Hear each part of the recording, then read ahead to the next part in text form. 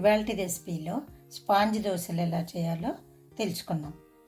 వాటికి కావాల్సిన పదార్థాలు: 1 కప్ థిక్ అటుకులు, 2 కప్స్ బొంబాయి రవ్వ, హాఫ్ స్పూన్ ఉప్పు, కొద్దిగా బేకింగ్ సోడా, హాఫ్ కప్ పెరుగు.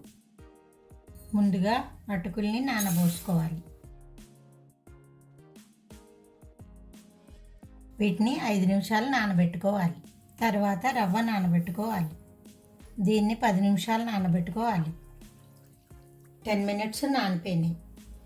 ఇప్పుడు మిక్సీ జార్లో ఈ నానబెట్టుకున్న అటుకులు, రవ్వ,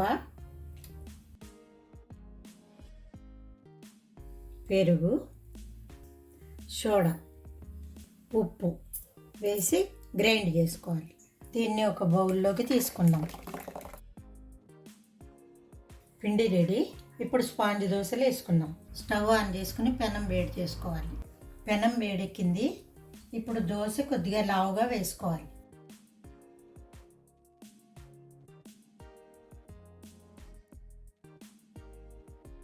కొద్దిగా ఆయిల్ యాడ్ చేయండి.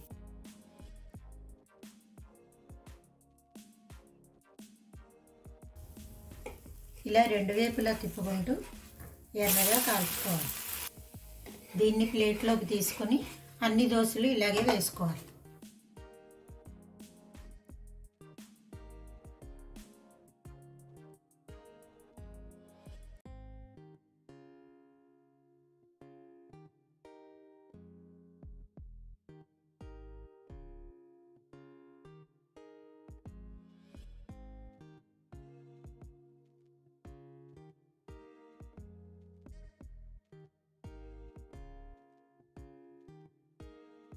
చూసారు కదా, స్పాంజ్ దోశలు ఇలా మెత్తగా రుచికరంగా ఉంటాయి.